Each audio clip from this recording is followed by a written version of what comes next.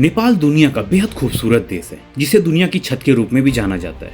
नेपाल हरियाली से घिरा हुआ है, जिसकी वजह से पर्यटक यहाँ खींचे चले आते हैं। नेपाल में घूमने के लिए कई तरह के लोग आते हैं, जैसे किसी को बड़े बड़े पर्वतों का नजारा देखना होता है तो किसी को हिमालय में चढ़ाई करनी होती है। कुछ ऐसे भी लोग आते हैं जिन्हें संस्कृति इतिहास जानने में रुचि होती है। नेपाल की एक खास बात और है कि इस देश का अपराध दर काफी कम है, जिसकी वजह से यह लोगों के लिए एक सुरक्षित पर्यटन देश बन जाता है। तो चलिए, वीडियो शुरू करने से पहले मैं गुलशन आनंद सिंह स्वागत करता हूँ आपका इस यूट्यूब चैनल समाचार जंक्शन पे। अगर आप इस यूट्यूब चैनल पर नए, कृपया चैनल को सब्सक्राइब कर बेल आइकन जरूर दबाएं। देवताओं का घर कहे जाने वाले नेपाल विविधताओं से पूर्ण है। इसका अंदाजा इसी बात से लगाया जा सकता है कि जहाँ एक ओर बर्फ से ढकी पहाड़ियां हैं, वहीं दूसरी ओर तीर्थ स्थान है। नेपाल के उत्तर में तिब्बत है और दक्षिण, पूर्व व पश्चिम में भारत अवस्थित है। नेपाल के 81% नागरिक हिंदू धर्म को मानते हैं। नेपाल विश्व का प्रतिशत के आधार पर सबसे बड़ा हिंदू राष्ट्र है। नेपाल की भाषा नेपाली है और नेपाल के लोगों को भी नेपाली कहा जाता है। नेपाली भाषा में हिंदी के तरह ही देवनागरी लिपि का प्रयोग किया जाता है। नेपाली कैलेंडर विक्रम संवत पर आधारित है। यहाँ प्रति वर्ष 13 अप्रैल को नव वर्ष मनाया जाता है। तो चलिए, नेपाल के इतिहास के बारे में जानते हैं। नेपाल 3री शताब्दी ईसा पूर्व में अशोक के साम्राज्य का एक अंग था। 4वीं शताब्दी ईसा पूर्व में नेपाल का राज्य सम्राट समुद्रगुप्त ने स्वीकार किया था। 7वीं शताब्दी में इस पर तिब्बत का अधिकार हो गया था। उसके उपरांत इस देश में आंतरिक संघर्षों के कारण अत्यधिक रक्तपात हुआ। 11वीं शताब्दी में नेपाल में ठाकुरी वंश के राजा राज करते थे। इसके बाद नेपाल में मल्ल वंश आया, जिसका सबसे प्रसिद्ध शासक यक्षमल थे। उन्होंने लगभग 1426 से 1475 ईस्वी तक राज किया। नेपाल में मूल रूप से शाह वंश का शासन था। ब्रिटिश काल के दौरान 1814 में अंग्रेजों ने एक युद्ध की घोषणा की और 1816 में नेपाल पर विजय प्राप्त कर ली। एंग्लो नेपाली युद्ध और 1816 में सुगौली की संधि के बाद नेपाल ब्रिटिश साम्राज्य का मित्र बन गया था।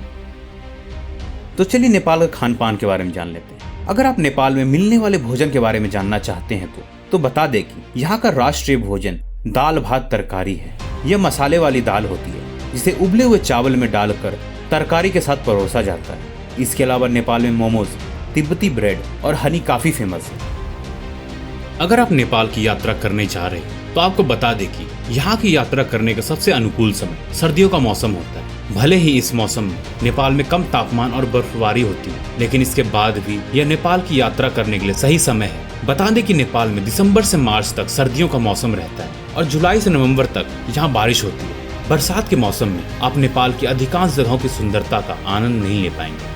तो चलिए, नेपाल के कुछ खास जगहों के बारे में जान लेते हैं। नंबर 1, काठमांडू। काठमांडू नेपाल की बेहद ही आकर्षक राजधानी है। काठमांडू एक ऐसा शहर है जहां 15 लाख से ज्यादा लोग रहते हैं। यह शहर 1400 मीटर की ऊंचाई पर मौजूद है, जिसकी वजह से पूरे साल यहां ठंडक रहती है और लोगों को भी ट्रैवल करने में बेहद ही मजा आता है। काठमांडू अपने मठों, मंदिरों और आध्यात्मिकता के साथ साथ शांति वाले जगह के रूप में भी जाना जाता है। प्रकृति की खूबसूरती में ठहर कर यात्रियों को भी यहाँ कुछ अलग ही अनुभव करने को मिलता है। नंबर 2, पोखरा। पोखरा नेपाल के सबसे लोकप्रिय टूरिस्ट प्लेस में शामिल है। पोखरा हिमालय पर्वत की तलहटी में फैला हुआ एक महानगरीय शहर है। इस खूबसूरत शहर को देखने के लिए हर साल लोगों की बड़ी संख्या में भीड़ जमा रहती है। आपकी जानकारी के लिए बता दें कि काठमांडू के बाद पोखरा नेपाल का दूसरा सबसे बड़ा शहर है, जो 900 मीटर से ज्यादा की ऊंचाई पर मौजूद है। यहाँ आकर आप कई रोमांचक एक्टिविटीज का अनुभव ले सकते हैं। नंबर 3, नगरकोट। अगर आप नेपाल जाने के बाद हिमालय के पर्वतों की खूबसूरती को देखना चाहते हैं तो नगरकोट आपके लिए सबसे अच्छी जगह है।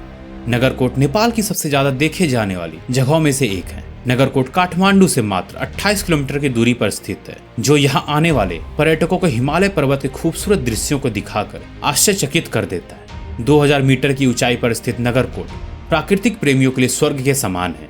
इस जगह की सबसे खास बात यह है कि यह राजधानी के बेहद करीब है, जिससे पर्यटकों को यहाँ आने के लिए ज्यादा पैसे और समय खर्च नहीं करना पड़ता। नंबर 4, जनकपुर। जनकपुर नेपाल का एक खास शहर है। बता दें कि जनकपुर शहर भारत की सीमा से करीब स्थित है, जो सीता जी का जन्म स्थान और भगवान राम से उनके विवाह का स्थान माना जाता है। नेपाल आने वाले पर्यटकों के लिए जनकपुर एक बेहद खास जगह है, क्योंकि इस शहर में कई तालाब हैं जो कि यात्रियों को आकर्षित करते हैं। जनकपुर नेपाल की तराई क्षेत्र में स्थित है, जो पर्यटकों के साथ तीर्थयात्री के लिए भी एक पसंदीदा जगह है। यह शहर अपने सुखद मौसम, भव्य उत्सव, मंदिरों के आकर्षक वास्तुकला से सभी को उत्साहित करता है। नंबर 5, लुम्बिनी।